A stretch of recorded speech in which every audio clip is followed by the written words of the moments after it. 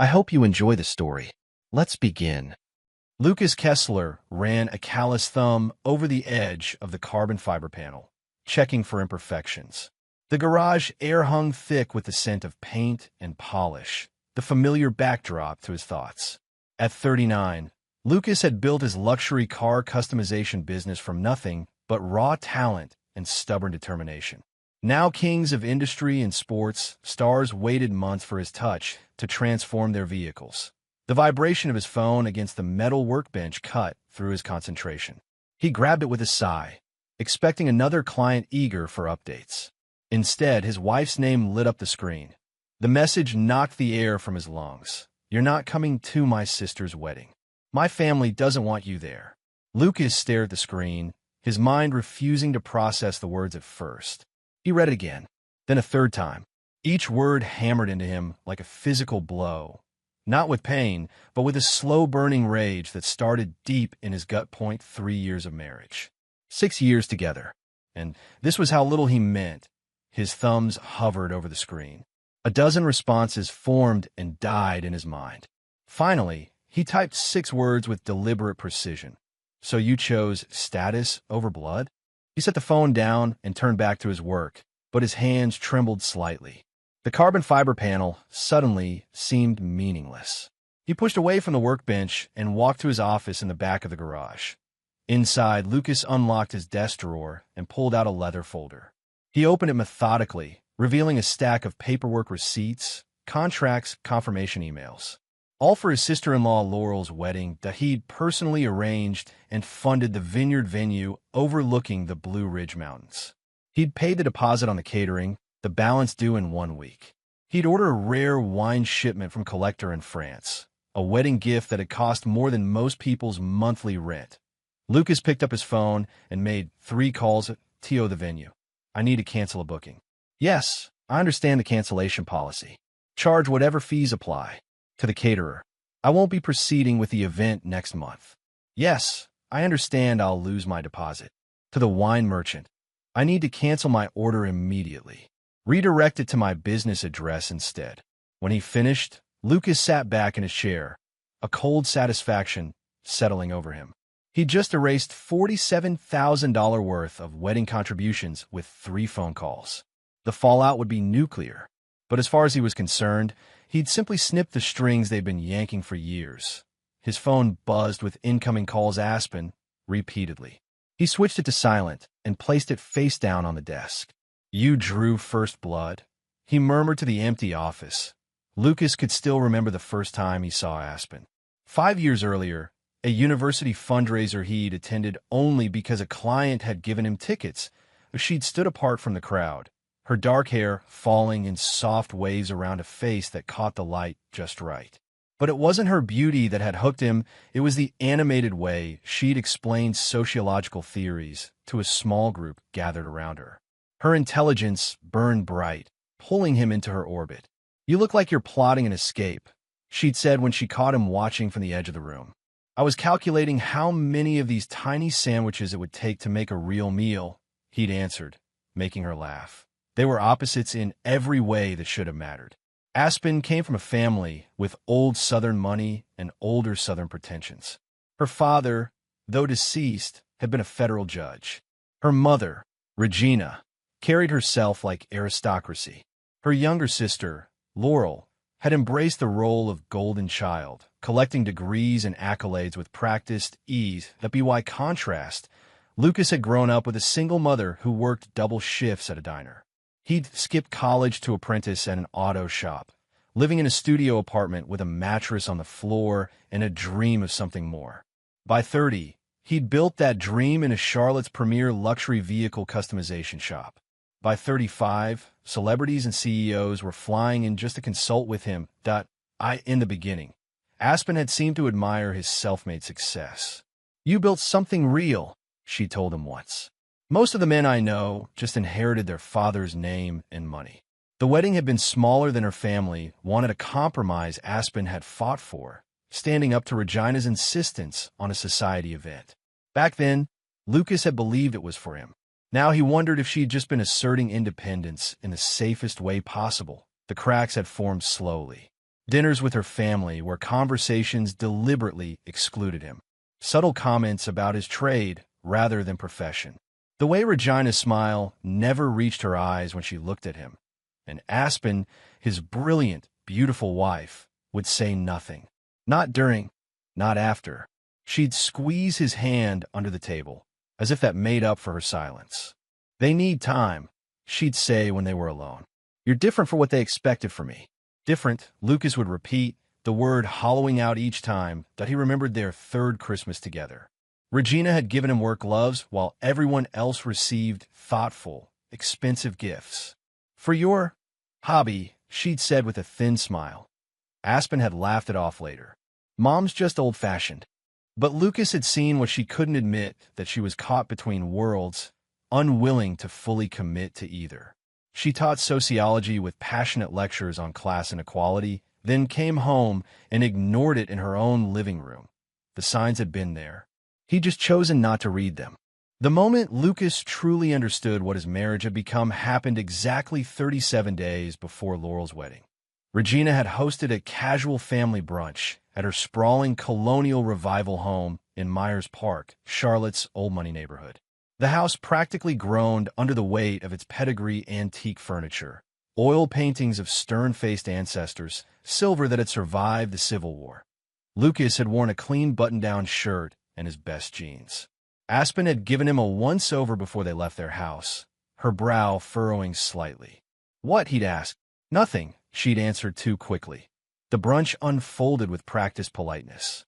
Regina presided over the table like a general, directing the conversation with subtle nudges and calculated questions. "Aspen's department is being considered for a special university endowment," Regina announced, beaming at her daughter.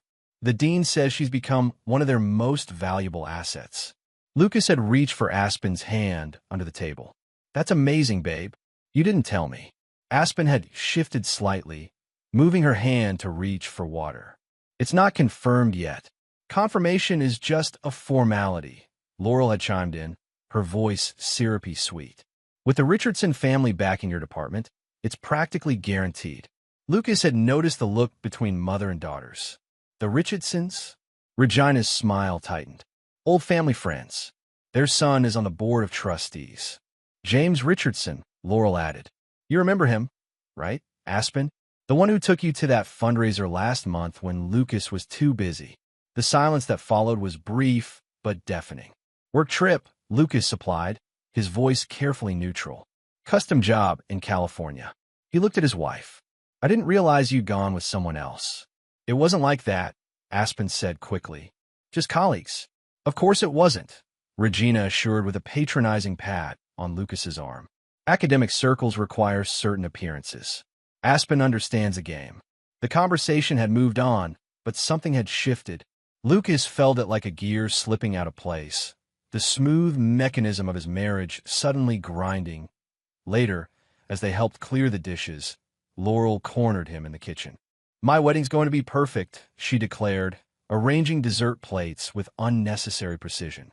"I've dreamed about this since I was a little girl." "I'm sure it will be," Lucas replied, detecting the trajectory of her words. "I know you're handling a lot of the arrangements," she continued, her voice dropping. "Aspen says you insisted." Lucas kept his expression neutral. "Just trying to help." Laurel leaned closer, lowering her voice to a mock conspiratorial whisper. "Just remember, some people aren't wedding material, you know?" She followed this with a laugh that dripped with false warmth. "No offense." He'd watched her walk away, the expensive fabric of her dress rustling. Across the room, Aspen caught his eye, saw his expression, and quickly looked away. That was the moment. The precise second when Lucas understood that loyalty was a line that, once crossed, could never be uncrossed. The drive home had been silent until they pulled into their driveway. "Your sister has a way with words," he'd said finally. Aspen had sighed. "She's just nervous about the wedding." "That's what that was." "Nerve?" "Lucas, please. You know how she is. Don't take it personally." He'd turn to look at his wife, really look at her. "But it is personal. That's the point. And you know it." She'd gotten out of the car without answering, the door closing with a decisive click that echoed in his chest. That night, lying beside his sleeping wife, Lucas had made a mental list of every contribution he'd made to Laurel's wedding. Every dollar he'd spent to impress a family that would never accept him. Every compromise he'd made to keep the peace. He'd turned the numbers over in his mind until dawn broke through the blinds. By then, the list had become something else entirely, an insurance policy. Lucas spent the day after Aspen's text message at his workshop, phone still on silent, immersed in the reassuring precision of his work. His hands moved with practiced efficiency over a vintage Ferrari dashboard, but his mind raced through calculations and contingencies. When he finally checked his phone at sundown, there were 17 missed calls and 32 text messages. Some from Aspen, many from Regina, even a few from Laurel. He read them all without expression, then set the phone down again. They hadn't expected consequences. That was clear from the panic in their messages. They'd assumed he would accept the insult, perhaps sulk, but ultimately continue funding the celebration he wasn't welcome to attend. Lucas drove home well after midnight, half expecting to find Aspen waiting up. Instead, he found a note on the kitchen counter, "Staying at Mom's tonight. We need to talk. Call me when you're ready." He crumpled the note and tossed in the trash.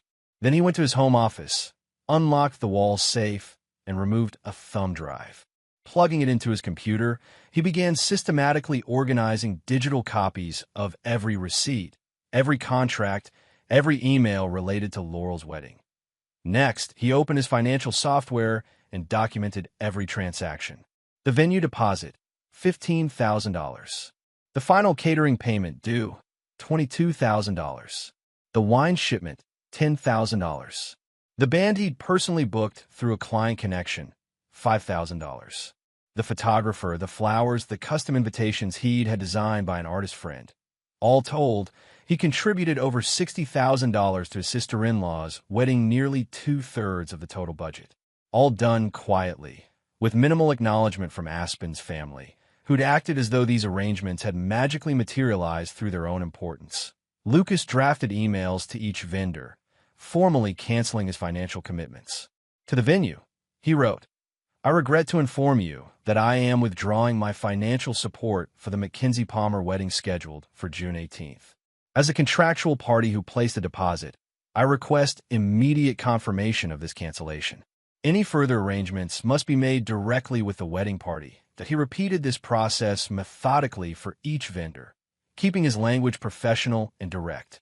He was careful not to cancel the actual bookings, just his involvement in them. Let them scramble to replace the funds if they could not be wide dawn. Lucas had dismantled every financial commitment he'd made. He sent the emails without hesitation, then went to shower and change. His phone rang as he was making coffee. Regina's name flashed on the screen. For a moment, he considered letting it go to voicemail. Then, curious about the fallout, he answered. "Lucas."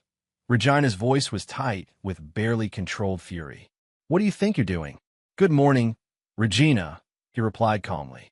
"I assume you've heard from the venue. They say the deposit has been withdrawn, that everything is canceled unless we pay immediately. What is this?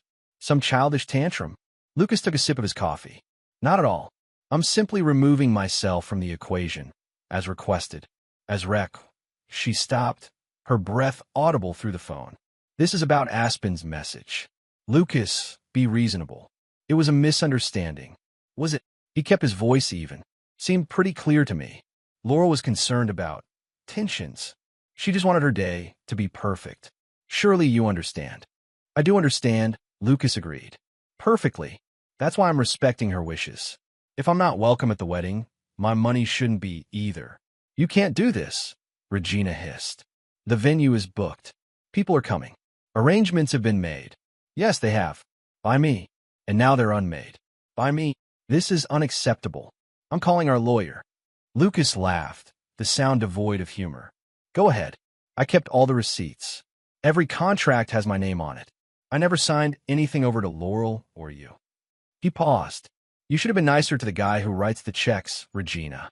He ended the call and blocked her number. Then he texted Aspen, "I'll be at the shop all day if you want to talk. Come alone." Less than an hour later, Another set of dominoes began to fall. That Aspen's department chair received an anonymous email with screenshots from the McKinsey family group chat messages where Aspen had made derogatory remarks about her students' backgrounds. Comments about scholarship kids and their limited worldviews. Observations about how certain students clearly didn't come from homes where education was valued. The center had taken care to include messages where Aspen specifically named students violating university privacy policies. WY noon, the university's ethics committee had opened an internal review. Aspen burst into Lucas's workshop just after 3 p.m., her face flushed with anger and panic. She found him bent over a custom steering wheel, meticulously wrapping it in hand-stitched leather. "Did you do this?" she demanded without preamble. "Did you send those screenshots to my department?" Lucas set down his tools carefully, wiping his hands on a shop rag. He studied his wife's face, the familiar features now contorted with rage. Something cold settled in his chest. "Hello to you too," he said. "Don't play games with me, Lucas. They're talking about an ethics violation. My career is on the line." He gestured to a stool. "Sit down." "I don't want to sit down. I want answers. And I want a wife who doesn't let her family treat me like dirt," he replied, his voice flat. "Looks like we're both disappointed." Aspen ran her hands through her hair, disheveling the careful styling. "Is that what this is about? You're punishing me because of what Laurel said? You're that petty." "Petty?" Lucas stood up slowly. "Your sister disinvited me from her wedding. A wedding I paid for. And you went along with it." "I didn't."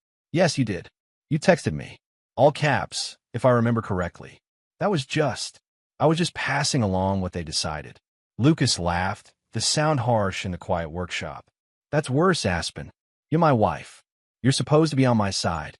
"I am on your side," she insisted, stepping closer. "But you have to understand," Laurel was worried about. "About what? That I'd embarrass her? Show up in grease-stained jeans? Talk about carburetors with her fancy friends?" He shook his head. "After all these years, your family still thinks I'm some kind of charity case you picked up. That's not true." "It is true. And you know what the real problem is? You think so too." He held up a hand when she tried to protest. "Maybe not consciously, but it's there. Every time you apologize for me, every time you explain my job to your colleagues like you're translating from another language." Aspen's face crumpled slightly. "Lucas, please. This has gone too far. The wedding venue is threatening to book another event. The caterer wants payment by tomorrow, or they're canceling. My mother is beside herself. Not my problem anymore." "How can you say that? We're a family, are we?" Lucas asked quietly. "Because from where I'm standing, I'm just the bank. And now the bank is closed." Aspen took a breath, visibly trying to calm herself. Her tone shifted, becoming softer, more reasonable. "Look, I understand you're hurt. But this reaction, canceling everything, sending those screenshots to my department, it's excessive. I never said I sent anything to your department." "Then who did?" "Those were private family messages." Lucas shrugged. "Maybe someone in your family has a conscience after all." Aspen stared at him, her eyes narrowing. "It was you. I know it was. Believe what you want. Lucas, this has to stop. You made your point. Now fix it. Call the venue back. Reinstate the deposits." "No, no. Just like that. Just like that." He turned back to the steering wheel. "You drew first blood, Aspen. Not me." She grabbed his arm, forcing him to look at her.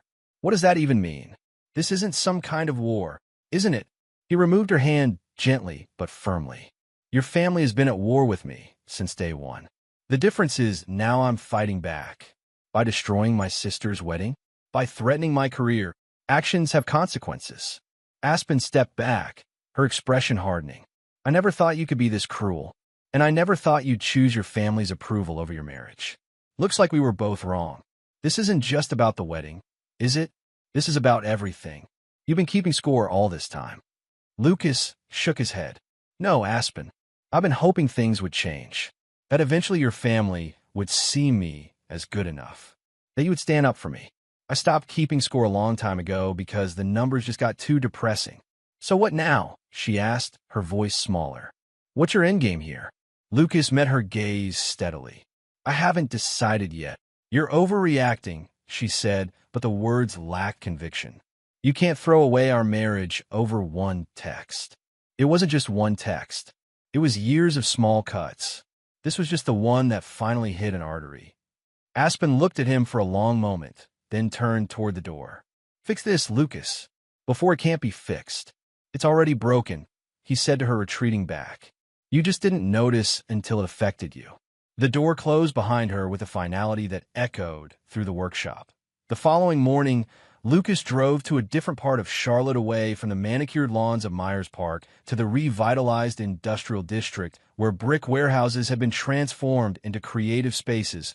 He parked his custom black Challenger outside a converted textile factory with a simple sign, Hall Pass Media. Inside, the space hummed with activity. Young people with headphones and laptops occupied various stations in the open-concept studio that a woman at the front desk looked up as Lucas entered. Can I help you? I'm here to see Maddox, Lucas said. Tell him it's Lucas Kessler. Her eyes widened slightly with recognition. Oh, you're the car guy. Maddox talks about you all the time. Before she could say more, a booming voice called out from across the room. Lucas Kessler, as I live and breathe. Maddox Hall emerged from a glass-walled recording booth, arms outstretched. Tall and broad-shouldered, with a shaved head and a beard that couldn't quite hide the scar along his jaw, Maddox moved through the space with the easy confidence of someone who owned not just the room, but the building. The two men embraced, slapping each other's backs with genuine affection. How long has it been? Maddox asked, holding Lucas at arm's length to inspect him. Bobby Mitchell's wedding. 2 years ago. Too damn long, Maddox declared. Come on back. We just wrapped a session. Lucas followed him through the studio to a comfortable office overlooking the city. The walls were covered with framed podcast charts and music memorabilia, remnants of Maddox's first career as a music producer before he'd built one of the Southeast's most popular podcast networks. Maddox closed the door and pointed Lucas to a leather couch. So, not a social call, I'm guessing. Lucas raised an eyebrow. What makes you say that? Because you look like you did that time in 10th grade right before you put Jimmy Carlson's head through his locker for calling your mom a waitress. A ghost of a smile touched Lucas's lips. You remember that? Hard to forget your skinny ass getting suspended for a week. Then your mom made you work at the diner to see how honest people make a living. Maddox leaned back in his chair. So what's got you looking like you're about to commit homicide? Lucas told him everything: the text from Aspen, the canceled wedding arrangements, the screenshots sent to the university. Maddox listened without interruption, occasionally nodding. When Lucas finished, Maddox whistled low. That's cold, brother. But I can't say I'm surprised about her family. Remember when you first started dating Aspen? I told you those people would never see past their own reflections. Yeah, well, maybe I should have listened. So what's the plan now? Besides financial warfare? Lucas ran a hand over his face. I don't know. Part of me wants to just walk away, file for divorce, and be done with it. And the other part wants to make sure they understand exactly what they lost. Lucas met his friend's gaze. They treated me like I was nothing, Maddox. Like I should be grateful to breathe the same air. Maddox nodded slowly. I get it. More than most. He gestured to the wall of accolades. You think the fancy record executives who wouldn't give me the time of day 20 years ago remember snubbing me now? Success is the best revenge. This isn't about success. I've already got that. No, Maddox agreed. This is about respect. And sometimes people need to learn the hard way. He swiveled in his chair, thinking. Then a slow smile spread across his face. You know, I've been wanting to do a special episode on class barriers in the South. The way old money keeps their circles closed. How self-made people get treated like they're still not one of us. Lucas raised an eyebrow. What are you thinking? I'm thinking I interview a successful businessman who was pushed out of his wife's family because he wasn't born with a silver spoon in his mouth. No names, just the story. Aspen would know immediately. That's the point, Maddox said. The story speaks for itself. Local man funds wedding he's not invited to. People will eat that up. And the best part? It's all true. Lucas considered this, rolling the idea around in his mind. Would it make a difference? Maybe not to them. But sometimes it's not about changing their minds. It's about controlling the narrative. Maddox leaned forward.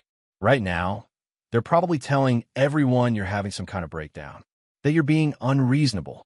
Let's flip the script. Lucas thought about Regina's barely disguised contempt, Laurel's mocking words in the kitchen, Aspen's silence when it mattered most. Okay, he said finally. Let's do it. 3 days later, the episode went live. Maddox kept his promise, no names were mentioned. But the details were specific enough that anyone who knew the situation would recognize it immediately. Lucas, identified only as a successful small business owner in Charlotte, calmly described his experiences. How he'd built his company from nothing. How he'd fallen in love with a woman from a wealthy family.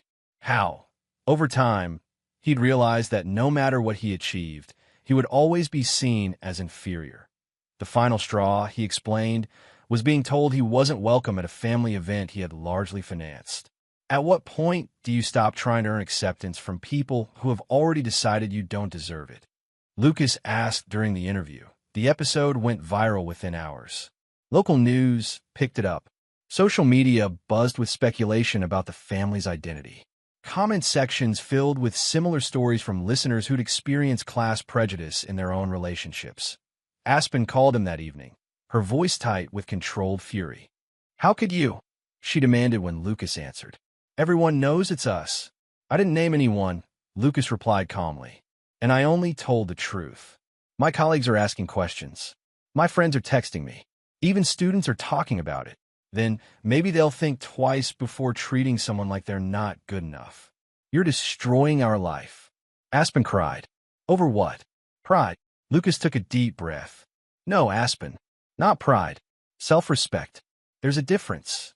My mother wants to sue Maddox for defamation." Lucas laughed. "Good luck with that. Truth is an absolute defense. Besides, no one was named. This has to stop," Aspen pleaded, her tone shifting from anger to desperation. "Please, Lucas. We can work this out. Come home. We'll talk face to face."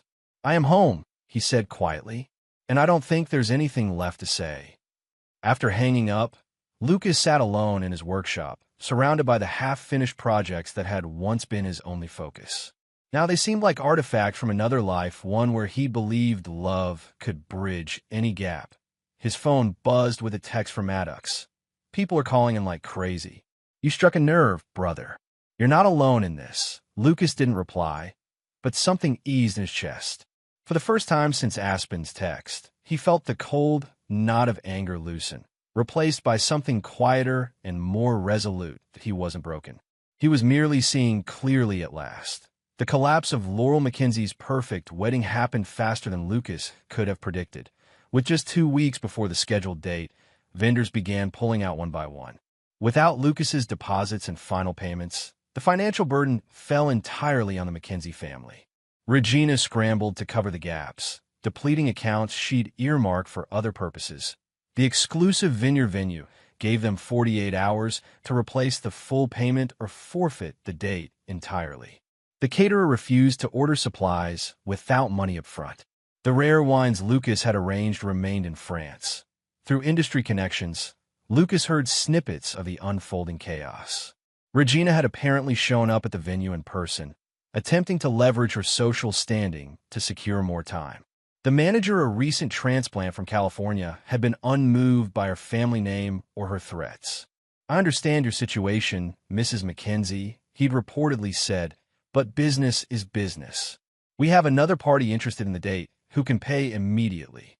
Laurel's fiancé, Bryce Palmer, had begun asking uncomfortable questions. A successful architect from Atlanta with no patience for Southern aristocratic games, he'd been under the impression that Laurel's family was covering the wedding costs. Learning that Lucas, the brother-in-law, now conspicuously absent from the guest list, had been bankrolling much of it raised red flags. Lucas was working late at the shop, finishing a rush job on a Bentley, when his phone rang with an unknown number. He almost didn't answer. When he did, Bryce's voice came through the speaker. "Lucas? It's Bryce, Laurel's fiancé. I got your number from your shop's website." Lucas set down his tools. "Bryce, this is unexpected." "Yeah, well, I need to talk to you. Not over the phone." A pause. "It's important." They agreed to meet at a bar downtown, neutral territory far from both the Mackenzie home and Lucas's usual haunts. Lucas arrived first, claiming a booth in the back where they wouldn't be easily overheard. He ordered a whiskey and waited, wondering what Bryce could possibly want. They'd met only a handful of times, always in the carefully orchestrated setting of family gatherings where Bryce, like Lucas, had largely played the role of polite observer. Bryce arrived precisely on time, his usual tailored appearance slightly rumpled. He slid into the booth across from Lucas with a nod. "Thanks for meeting me," he said, ordering a beer when the waitress came by. "No problem," Lucas replied. "What's on your mind?" Bryce took a long drink from his beer when it arrived, then set it down decisively. "I need to know what's really going on. One day, everything's fine. The next, the wedding's falling apart, Regina's having meltdowns, and Laurel won't give me a straight answer." Lucas studied him for a moment. "What has Laurel told you? That you're having some kind of breakdown? That you pulled your financial support out of spite?" Bryce held up a hand. "But that doesn't track with what I know about you. And it doesn't explain why you were paying for so much in the first place." "Did you ask Laurel about that part?" "I tried. She said you insisted on contributing. That was your idea." Bryce's expression hardened. "But then I heard Regina on the phone with the venue, saying you'd funded most of the wedding to show off how successful you'd become." Lucas laughed without humor. "Yeah, that sounds like Regina. So what's the truth?" Lucas considered his options. He could tell Bryce everything: how the Mackenzie family had treated him, how Aspen had betrayed him, how he'd been explicitly uninvited from the wedding. Or he could stay vague, let Bryce draw his own conclusions that, in the end, he decided on honesty. Bryce deserved that much. "The truth is, I was told I wasn't welcome at the wedding. By text message, no less." Bryce's brow furrowed. "Who told you that?" "Aspen. But the message was clear: it came from Laurel and Regina. And that's why you pulled the funding." Lucas nodded. "Would you continue paying for an event you were banned from attending?" Bryce was quiet for a long moment, absorbing this. "No," he said finally. "I wouldn't. Look, I don't know what Laurel has told you about me, or about her family's feelings toward me, but I've spent 3 years trying to earn their acceptance. Nothing was ever enough. I'm starting to see that." Bryce murmured, almost to himself. Then, looking up at Lucas, "There's something else. Something I found when I was looking through the wedding budget Laurel finally showed me." "What's that?" "The venue cost. It's listed as $15,000 for deposit, $10,000 balance." Bryce leaned forward. "But I called them directly. The actual cost is $15,000 total. Where's the other $10,000 going?" Lucas felt a cold certainty settle in his stomach. "Are there other discrepancies?" "Several. The caterer is inflated by $7,000. The flowers by $5,000. Bryce's jaw tightened. "That's at least $22,000 unaccounted for. Let me guess. The money was being funneled to Regina." Bryce's silence was confirmation enough. "She's been using my contributions to pay off her debts," Lucas said, the pieces falling into place. "That's why she was so desperate when I pulled my funding. I confronted Laurel about it yesterday," Bryce said quietly. "She didn't deny it. Just said her mother needed help, and it wasn't a big deal because you could afford it." Lucas felt a surge of vindication mixed with disgust. "And what did you say to that?" "I said I needed time to think." Bryce finished his beer in one long swallow. "I've been thinking for 24 hours straight, and I've reached a conclusion, which is, I can't marry into this." Bryce's voice was firm despite the pain evident in his eyes. "I love Laurel, but this using people, lying about money, it's not what I signed up for." Lucas nodded slowly. "I understand. Better to know now than later. I'm ending it tonight." Bryce stood, placing money on the table for his drink. "I wanted to hear your side first. Thank you for being straight with me." "For what it's worth, I'm sorry," Lucas said, and meant it. "You seem like a good guy." Bryce gave a sad smile. "Yeah, well, sometimes that's not enough, is it?" After Bryce left, Lucas remained at the booth, nursing his whiskey. He felt no pleasure in the confirmation that Regina had been essentially embezzling from her daughter's wedding fund. No satisfaction in knowing that Laurel was about to lose her fiancé. Just a hollow certainty that he'd been right to protect himself from a family that saw nothing wrong with using people. His phone lit up with a text from an unknown number. "Bryce again. It's done. Thought you should know." Take care of yourself. Lucas sent back a simple reply. 2.2 nights later, the final scene in Laurel's implosion played out at Regina's house. Lucas heard about it afterward from the catering manager, a woman who'd worked with him on several client events and had no love for the McKenzie family's demands. Laurel had spiraled after Bryce left. The wedding was effectively canceled. No venue, no catering, no fiancé. At a family dinner meant to strategize next steps, she'd finally snapped. "This is all your fault," she'd reportedly screamed at Aspen. "If you'd controlled your husband, none of this would have happened." "My fault," Aspen had shot back. "You're the one who insisted he couldn't come. You and Mom. Only because you kept complaining about how embarrassed you were by him." Laurel had retorted. "How he didn't fit in. How your colleagues looked down on you for marrying him." "I never said that." "Yes, you did. In this very room. Last Christmas." Regina had tried to intervene. "Girls, please. This isn't helping. Stay out of it, Mother," Laurel had snapped. "You're the worst of all. Taking Lucas's money and redirecting it to pay off your credit cards? Did you think no one would notice?" "Don't speak to me that way," Regina had hissed. "Everything I've done has been for this family." "No, it's been for you. It's always been for you. Your reputation, your social standing, your precious family name." Laurel's voice had risen hysterically. "And now I have nothing. Bryce is gone. The wedding is ruined. All because you both treated Lucas like dirt." That was when Regina had slapped her. The sound had echoed through the dining room, leaving stunned silence in its wake. Aspen had stood up, looking between her mother and sister. "You're both toxic," she'd said quietly. And Lucas was right to walk away. Then she'd left, the door slamming behind her. Lucas listened to this account with detached interest, as if hearing about strangers rather than his own family. The catering manager had relayed it with a certain glee service industry revenge for the McKenzies' habitually poor treatment. "Sounds like quite a night," Lucas had commented mildly.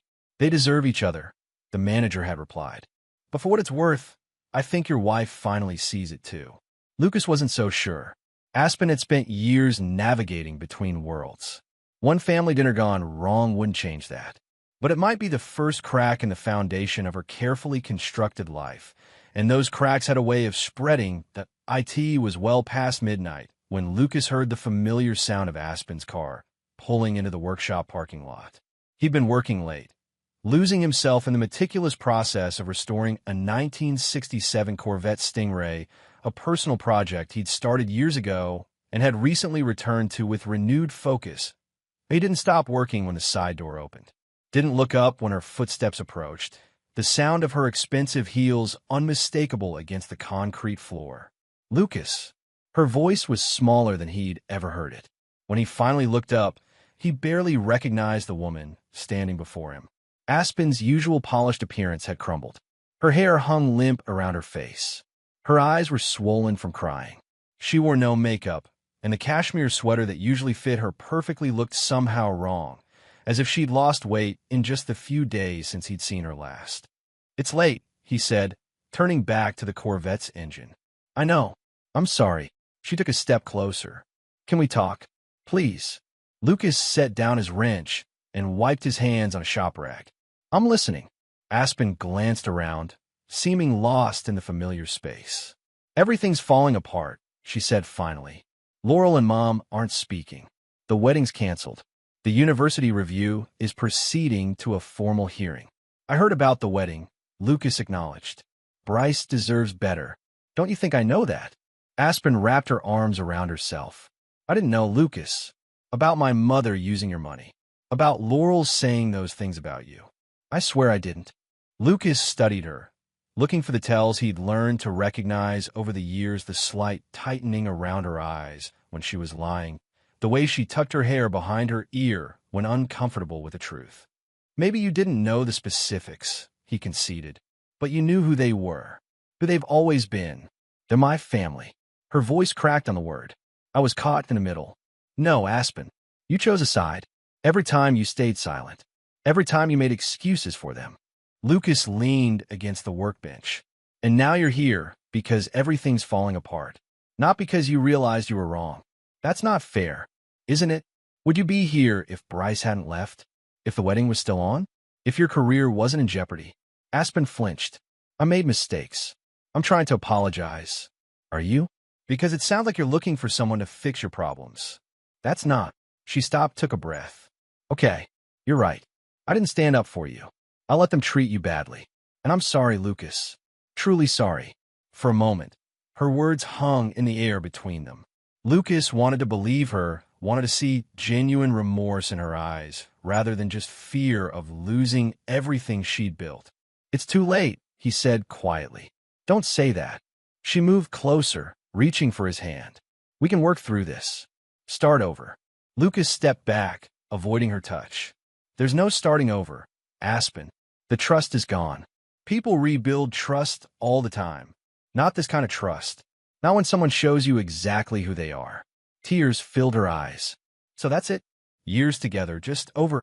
It was over the moment you sent that text. Lucas met her gaze directly. Maybe even before that. Aspen wiped at her eyes angrily. What do you want from me? To grovel? To beg? Will that make you feel better? Nothing you can do will make this better. That's what you're not understanding.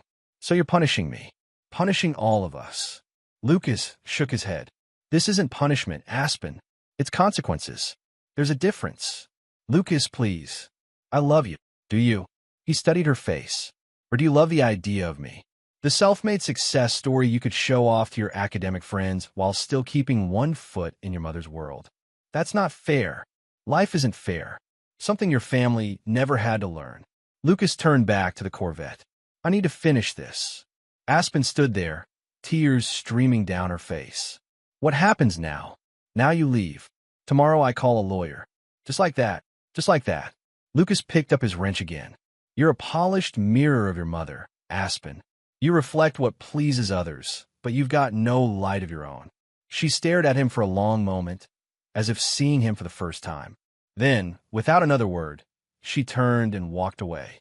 The sound of her heels against the concrete faded, followed by the closing of the door and the starting of her car.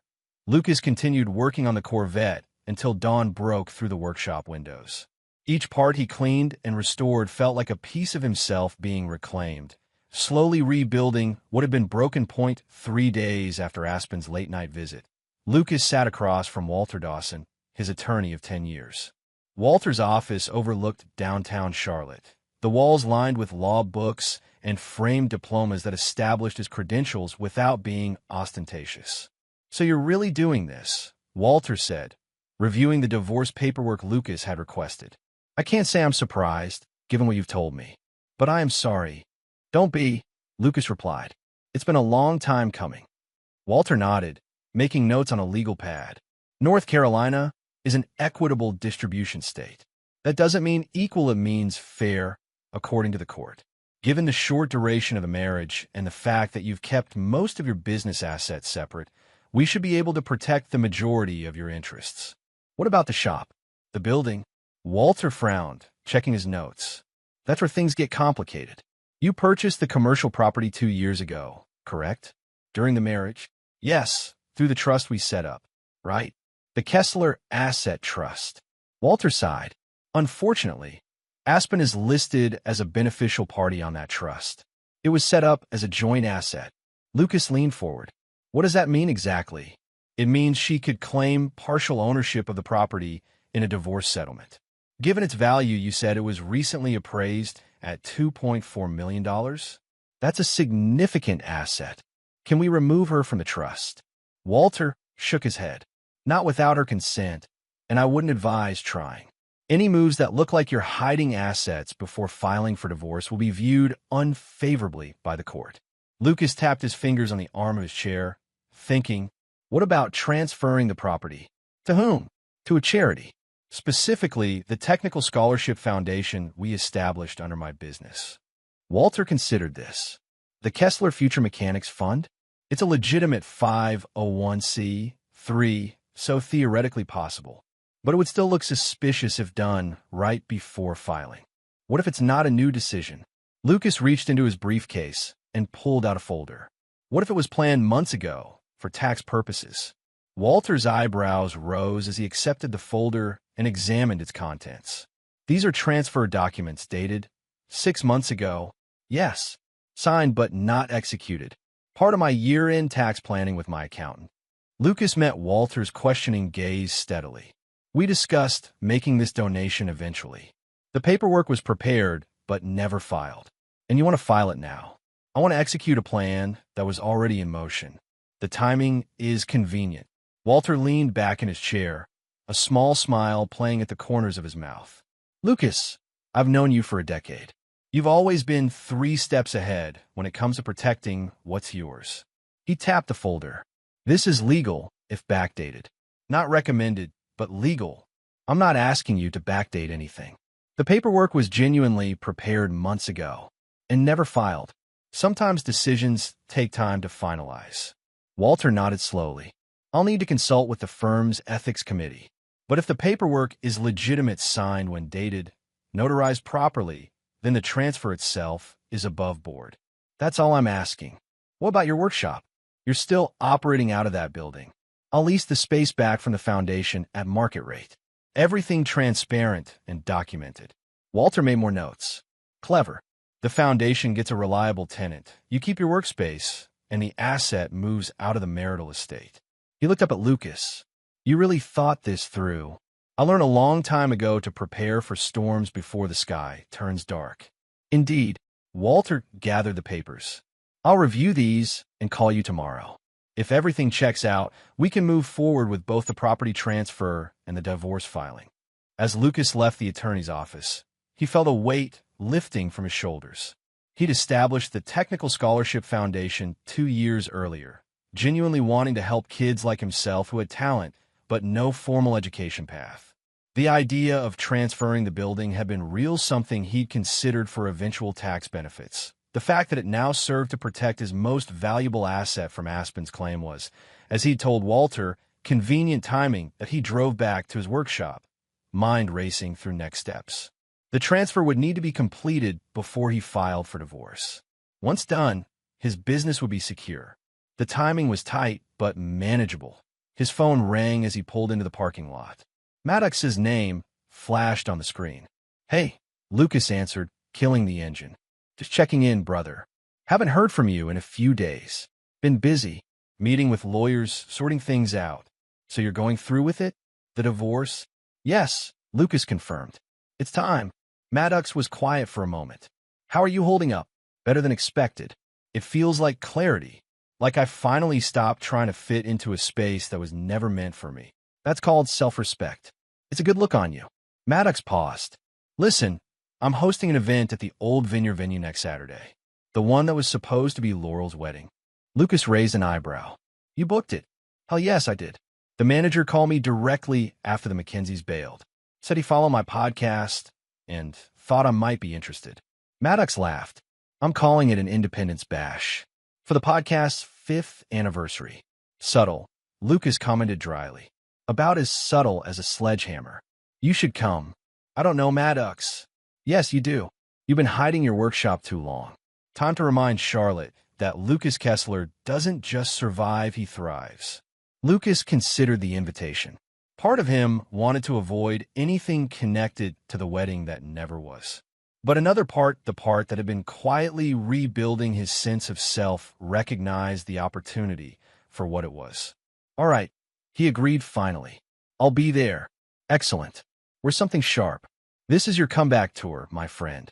After hanging up, Lucas sat in his car for a long moment, watching the afternoon sun glint off the workshop windows. Inside were the tools and projects that had sustained him when everything else fell apart. The business he'd built with his own hands, his own vision. Soon it would be his again. Completely, irrevocably his. And no one, not Aspen, not Regina, not anyone would ever be able to take it from him. The county courthouse hummed with subdued activity as Lucas and Walter made their way to Courtroom C for the preliminary divorce hearing.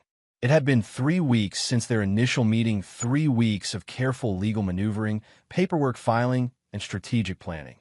The property transfer had gone through without a hitch. The Kessler Future Mechanics Fund now officially owned the building housing Lucas's workshop. His business signed a 10-year lease at market rate, with the rental income funding scholarships for students entering technical trades. Walter had called it elegantly bulletproof when the final documents were signed. Now they were facing the first confrontation with Aspen and her attorney, a preliminary hearing to establish temporary arrangements while the divorce proceeded. They found Aspen already seated at the respondent's table, a tall, silver-haired woman in an expensive suit beside her. Lucas recognized Patricia Holden, one of Charlotte's most aggressive divorce attorneys, known for securing substantial settlements for wives of wealthy businessmen. "Looks like she's going for the jugular," Walter murmured as they took their seats. Lucas nodded slightly, but said nothing. His gaze met Aspen's briefly across the room. She looked composed and confident, her professional armor back in place. No trace remained of the desperate woman who had appeared in his workshop that night. The judge entered, and the hearing began with standard procedures establishing identities. Confirming paperwork had been properly filed, outlining the purpose of the preliminary hearing. "Ms. Holden, I understand you have some initial concerns to address," the judge said, turning to Aspen's attorney. Patricia Holden rose smoothly. "Yes, Your Honor. We have serious concerns about Mr. Kessler's handling of marital assets prior to filing. Specifically, the transfer of a commercial property valued at $2.4 million to a charitable foundation under his control." "Mr. Dawson?" the judge inquired, looking toward Walter. Walter stood. "Your Honor, the transfer in question was planned months before any divorce proceedings were contemplated. We have documentation showing the decision was part of Mr. Kessler's tax planning strategy, approved by his accountant, and with paperwork prepared well in advance of recent events. The timing is suspiciously convenient," Holden countered. "Just days before filing for divorce, Mr. Kessler transfers the single largest marital asset to a foundation where he serves as board chairman. A legitimate charitable foundation that provides technical education scholarships," Walter clarified. "Mr. Kessler's business now pays market-rate rent to the foundation, generating income for its charitable mission." The judge frowned slightly. "When exactly was this transfer initiated, and when was it completed?" "The transfer was initiated 6 months ago, Your Honor," Walter replied, opening a folder. "We have the original transfer documents, signed and notarized on December 15th of last year. The execution of those documents occurred 3 weeks ago, on May 27th. "May I see those documents?" the judge requested. Walter approached the bench, handing over a thick folder of paperwork. The judge spent several minutes reviewing the contents, occasionally looking up at the parties. "Ms. Holden, has your client seen these documents before today?" the judge asked. "No, Your Honor. That's precisely our point. Mr. Kessler kept this transfer hidden from his wife." "Mr. Dawson?" Walter cleared his throat. "Actually, Your Honor, if you'll look at page 7 of the transfer agreement, you'll find Mrs. Kessler's signature, dated December 15th, same as Mr. Kessler's." A murmur ran through the courtroom. Aspen leaned forward, whispering urgently to her attorney. "I have no recollection of signing this," she said loudly enough for Lucas to hear. Mrs. Kessler signed several year-end tax documents during the couple's annual meeting with their accountant. Walter continued smoothly. "This was among them. We have the accountant's sworn affidavit confirming her presence and signature." The judge examined the document closely. "This appears to be Mrs. Kessler's signature, notarized properly." "Your Honor," Holden interjected, "my client may have signed this document without understanding its implications. Mr. Kessler clearly took advantage of her trust." "Did your client not read what she was signing?" the judge asked, raising an eyebrow. "That's not the point, Your Honor. The issue is Mr. Kessler's intent to shield assets from equitable distribution." Walter shook his head. "The intent was charitable giving with tax benefits, Your Honor. The foundation is legitimate, its mission is genuine, and Mrs. Kessler was fully informed." The couple's accountant presented the tax implications in detail at their year-end meeting. The judge continued reviewing the documents, then looked up at Aspen. "Mrs. Kessler, do you recognize your signature on this agreement?" Aspen hesitated, glancing at her attorney before answering. "It looks like my signature, Your Honor, but I signed many documents in my position at the university. I don't specifically recall this one. Yet it's notarized, indicating you were present when signing," the judge noted. "And your husband's accountant has provided an affidavit stating he explained the purpose and implications of this transfer to both of you. Holden tried again. Your Honor, regardless of his signature, the timing of executing this transfer was consistent with tax planning strategy the judge finished for her. The documents were prepared months ago, signed by both parties, and properly notarized. The decision to execute now rather than later may have been influenced by the impending divorce, but the asset transfer itself appears to have been planned well in advance with Mrs. Kessler's knowledge and consent. Lucas kept his expression neutral, but inside, a sense of vindication bloomed. The meeting with the accountant had been real. Aspen had indeed signed the paperwork, though he suspected she had done so without reading it carefully, a habit she developed over years of trusting him to handle their finances. What she hadn't known was that Lucas had deliberately never filed a transfer, keeping it as a contingency, not specifically for divorce, but for any situation where having the property separate from their personal assets might be beneficial. The judge set the documents aside. Based on the evidence presented, I'm not inclined to view this transfer as an improper attempt to hide marital assets. The foundation is legitimate. The paperwork is in order, and both parties consented at the time it was created. She looked between Lucas and Aspen. We will proceed with temporary arrangements based on the current state of assets. Holden's expression tightened, but she nodded respectfully. Yes, Your Honor. The remainder of the hearing proceeded efficiently. Temporary support was set at a modest level given Aspen's own income as a professor. The house they'd shared would remain unoccupied while they determined whether to sell it and split the proceeds. When it was over, Lucas and Walter gathered their documents and stood to leave. Aspen intercepted them near the door, her attorney hovering nearby. You planned this, she said quietly to Lucas, her voice tight with controlled anger. All of it. Lucas met her gaze steadily. I plan to protect what I built, yes. Just like I planned to help students who deserve a chance. The foundation is real, Aspen. The scholarships are real.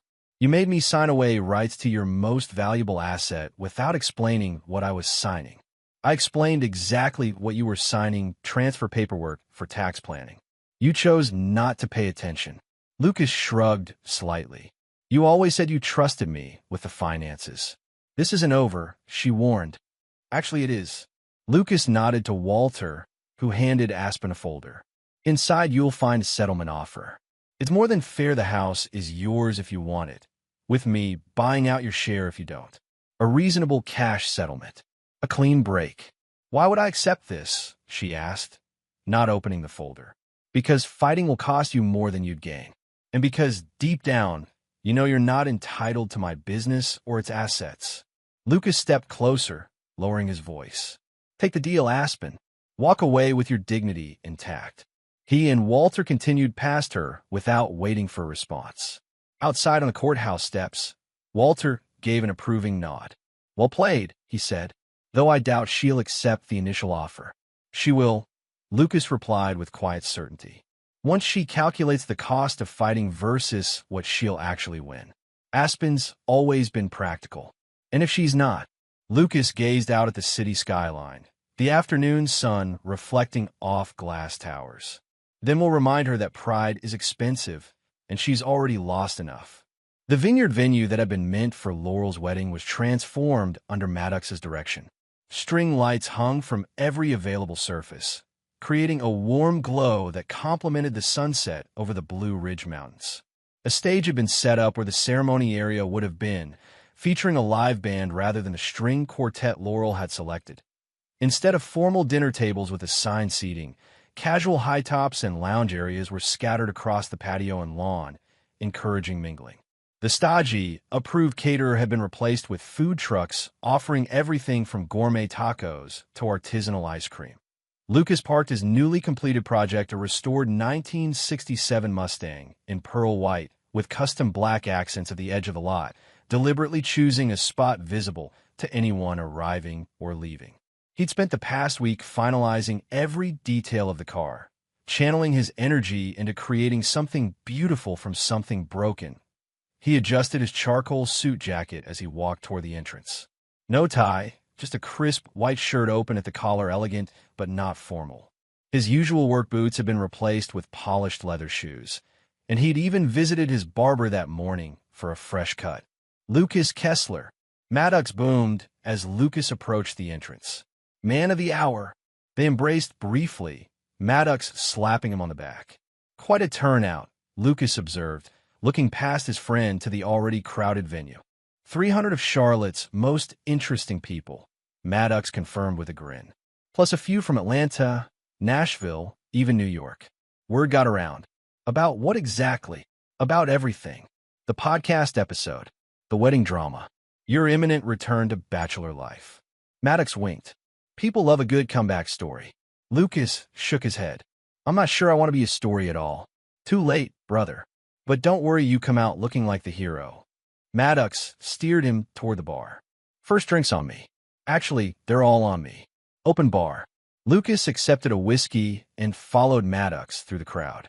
People he knew, clients, industry contacts, old friends, stopped him for conversations that carefully avoided direct mentions of his divorce but carried knowing undertones.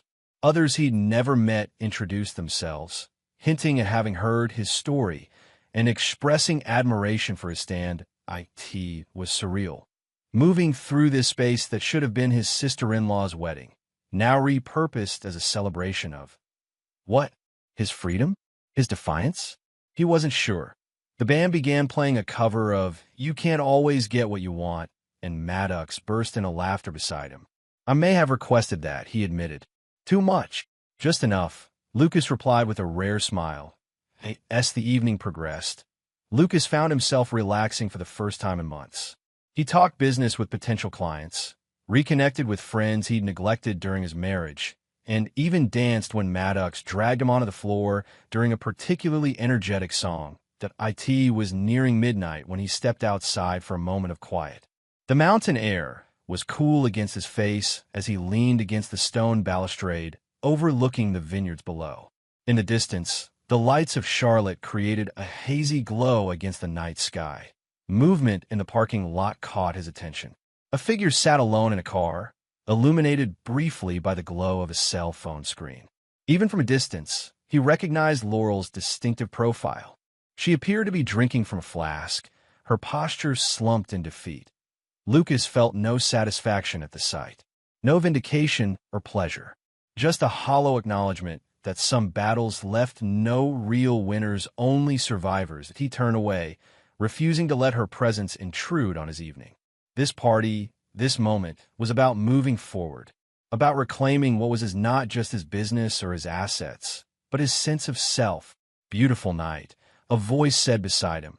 Lucas turned to find a woman he vaguely recognized, one of Maddox's producers, he thought. It is, he agreed. I'm Eliza, she introduced herself.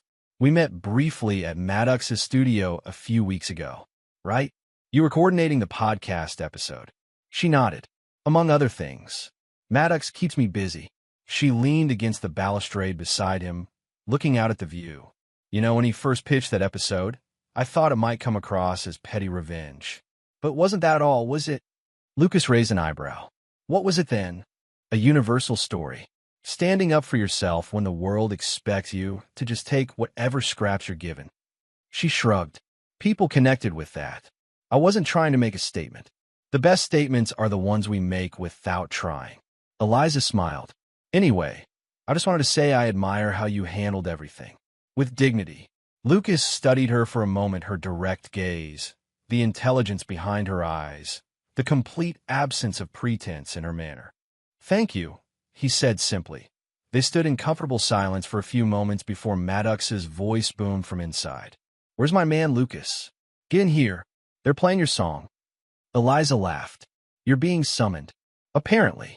Lucas hesitated, then asked, would you like to come back inside? Get a drink. I'd like that. She replied. As they walked back into the party, Lucas felt something shift inside him, not romance. Not yet, but possibility. An opening where before there had been only closed doors. Behind them, in the parking lot, Laurel's car started and drove away, taillights disappearing down the winding road. 1 month later, Lucas stood in his workshop, surveying the space with a sense of completion. The divorce had been finalized with surprising speed. Aspen had indeed accepted his settlement offer after a single counter that he'd granted without argument. The house had been sold, the proceeds split. Their shared accounts divided. Clean, efficient, final, he'd thrown himself into his work afterward, completing projects that had been on hold, taking on new clients, expanding his team to include 2 young apprentices recipients of scholarships from his foundation who showed exceptional promise. The sound of the door opening announced Maddox's arrival. His friend walked in carrying 2 cups of coffee, handing one to Lucas. "Shop's looking good," Maddox observed, glancing around at the expanded workspace. "Business booming. Can't complain," Lucas confirmed. "Had to turn down 3 projects this month. Thinking of bringing on another full-time mechanic. Success is the best revenge, like I said." Maddox perched on a stool. Heard Aspen got that endowment for her department after all. Despite the ethics review, Lucas shrugged. "Good for her. You don't care. Not my problem anymore." Maddox studied him over the rim of his coffee cup. "You know she's been asking about you. Through mutual friends. Has she? Want to know if you're seeing anyone. If you're still angry." Lucas continued organizing his tools, movements deliberate and precise. "And what did these mutual friends tell her?" "That you seem happier than you've been in years." Maddox hesitated. "Are you? Happier?" Lucas considered the question seriously. "I'm at peace. Which isn't the same thing, but it's what I needed." "And Eliza? You two seem to hit it off at the party." A small smile touched Lucas's lips. "We've had dinner a few times. Taking it slow. Smart man." Maddox finished his coffee. "You know, people still talk about what happened. The wedding that wasn't. The podcast episode. Regina's basically a social pariah now. Turns out a lot of people were just waiting for an excuse to drop her. And Laurel moved to Atlanta, last I heard. Ironic, since that's where Bryce was from. Guess she's starting over." Lucas nodded but offered no comment. He'd long since stopped tracking the McKenzie family's trajectory. Their lives were no longer entangled with his. "What about you?" Maddox asked after a moment. "Any regrets? Would you take Aspen back if she came groveling?" Lucas stopped what he was doing and looked directly at his friend. "Forgiveness is for the weak, Maddox. I don't forgive, I forget. And she's already gone." Cold, Maddox observed, but there was respect in his tone. But fair. They talked about other things than business opportunities. Maddox's expanding podcast network, plans for the weekend. Normal life, moving forward. Later, after Maddox had left, Lucas locked up the workshop and walked to his Mustang. The evening air carried the scent of approaching rain, clean and promising. He got into the car, the engine purring to life with the turn of the key. For a moment, he sat there, hands on the wheel, thinking about the path that had brought him here. The son of a waitress who'd built something from nothing, who'd fallen in love with a woman from another world, who'd tried to bridge a gap that couldn't be crossed, and who'd ultimately chosen self-respect over acceptance. He put the car in gear and drove away from the workshop, headlights cutting through the gathering dusk. The past was behind him, burned away like impurities from metal. What remained was stronger for having endured the fire. Lucas Kessler drove into the night, alone but not lonely, separate but complete.